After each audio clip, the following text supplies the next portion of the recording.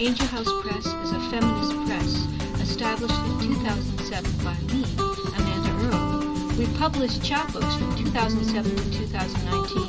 The press seeks to empower and enable the voices of women, BIPOC, 2S LGBTQ, deaf and disabled writers and artists.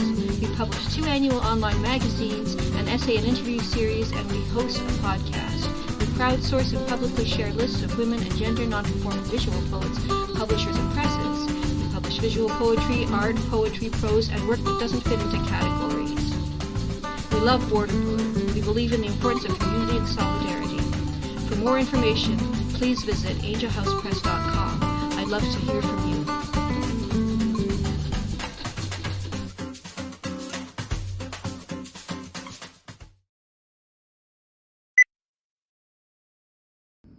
Hi, I am Marshall Rachuk. I'm the publisher of Imago Press and Nietzsche's Brolly, and I'm in my new office. So this is the inventory from 36 years of publishing. An Imago Press book tends to look like this and be haiku, but there are other books and anthologies from Imago Press. Nietzsche's Brolly is more radical work of visual and concrete poetry. This is Gustave Morin's A Few Poetry that was published in 2018. Has some terrific black and whites, but there's just as many color, and they're red and green, which is pretty terrific too. And there's one that's one of each. In 2016, I did a book of haiku from Maxiane Berger from Outremont, Quebec, one of the most literate people I know. It's a scooping from Melville's Moby Dick, and each chapter she wrote a haiku, and I published it because I really liked the haiku.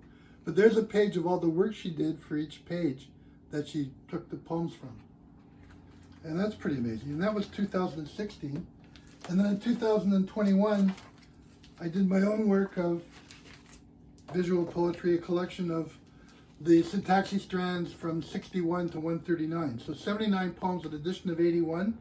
And each one I did a separate collage for the envelope. And these are sheets within that. And a lot of them are color, like that. And this is kind of an amazing one too. So, Imago Press and Nietzsche's Brolly can be ordered from online's the best way, and my email, imagorediron@gmail.com.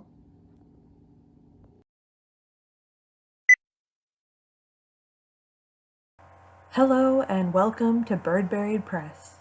We are based in Peterborough, Ontario, and we make weird chapbooks with an emphasis on one-of-a-kind features. On the left in this time-lapse is Justin Millian, poetry editor, and I'm on the right. My name is Alicia Rubishaw, and I'm the editor and designer of Birdberried Press. This footage is from our 24-hour bookmaking marathon during our residency at this year's Precarious Festival. To illustrate the overworking of artists, and to showcase our usually invisible labor, we took on the challenge of creating 24 chapbooks in 24 hours. Justin wrote 1 poem per hour, and I made 1 unique cover per hour. Many of our books have been made live over the years, but usually the process happens in my kitchen office. Here I am working on the covers of Nick Taylor's poetry chapbook, Foul Mouth. The first stage of the cover design involves a hand-painted stencil. The second stage was a freehand stroke to create the lips for Foul Mouth. These details result in runs of chapbooks where each copy is a little bit different. This is especially true for this book, where there is a lot of variation. Hand-painted covers are then hung to dry on a fishing line strung across our kitchen cabinets.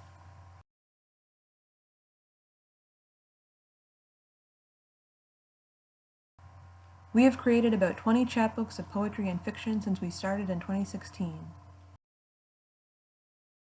We have chosen to focus on publishing writers from or living in Ontario, with a special interest in writers living in Peterborough. Find us online at birdberriedpress.wordpress.com.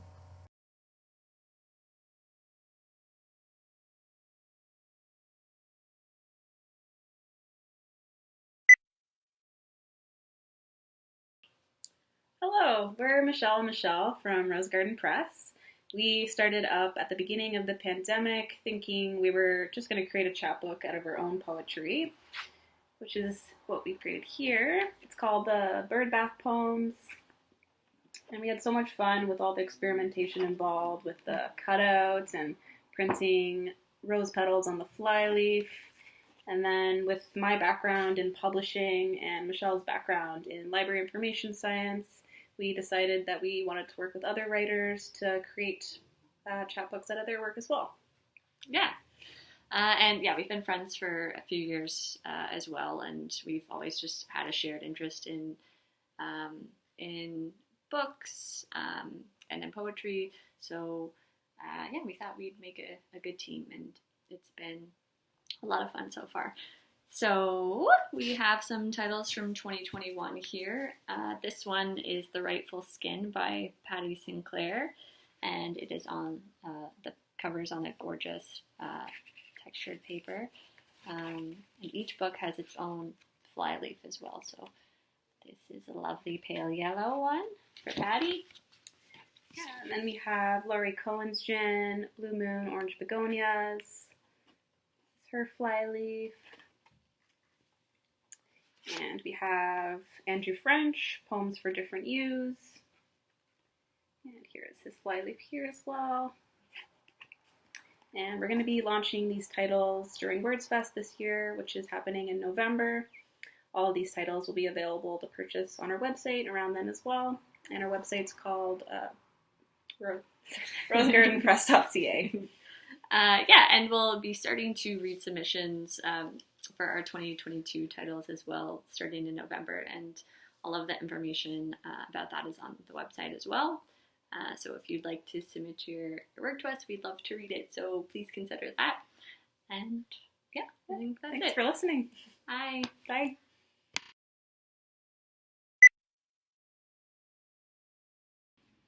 Hi, Meet the Presses. My name is Jay Ritchie. I'm the managing editor of Vallum magazine. What Vallum does is we publish magazines 2 times per year. We publish themed issues. Poetry that appears in that issue responds to that theme in some way, as well as the artwork, which also appears on our pages. We also publish reviews, interviews, and occasionally essays. This is issue 17 too. The artwork inside. But what I'm most excited about showing is our latest chapbooks. We published the winner of the Vallum Chapbook Award, and we also published another chapbook from an author who's been solicited by the editors. So De Monsteras from Heather White. This is the winner of the Vallum Chapbook Award. It's a long poem. It's not about the pandemic, but it's situated during the pandemic. It's written in a unique format to mimic what it looks like on a phone. So it's supposed to mimic kind of walking around a new city. Yeah, it's a really wonderful, unique chapbook, and I really hope you check it out. The other chapbook in our series for 2021 is from Erin Murray. It's a wonderful book. It uses images at some point. It's just some. But I hope that you'll read it. Yeah, that's us. That's Vallum. Thanks.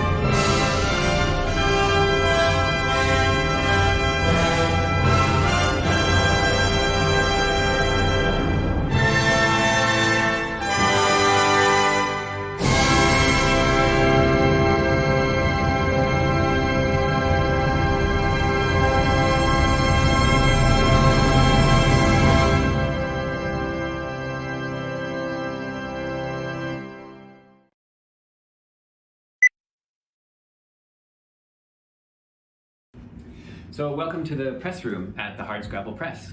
The heart of our print shop is this 1927 Vandercook proofing press, which would have probably been in a newspaper office or a commercial printing house.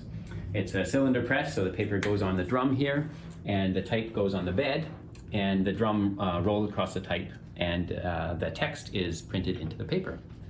Whenever you're dealing with type and paper, it's important to have a clean side and a dirty side. So this is the clean side of the press, where the printed sheets come off the press and sit. It's our makeshift bindery, and it also functions as the paper stores below. Over here we have the dirty side, where different colors of ink are mixed. The type is laid out into the type blocks, which are called forms, here before they go onto the press. And the characters, the type itself, is stored in cases, which are below here. Over here we have the layout section. So Hardscrabble Press publishes two kinds of books: letterpress books, which are all printed on the press, and kind of hybrid books, which have letterpress printed jackets and letterpress printed keepsakes, but the insides are digitally printed on a laser printer. Layout work is done on this computer here. For the letterpress side of the layout, most of the composing happens here at this type case. So every letter in letterpress sits on its own little body, and each one of these is called a sort. And so printers love their printers terms. If you run out of letters, you're out of sorts, and you're going to be pretty unhappy because you can't finish your job. The other term that comes from printing is mind your P's and Q's. Because of the way relief printing works, it's upside down and backwards, and so a P looks like a Q and a Q looks like a P.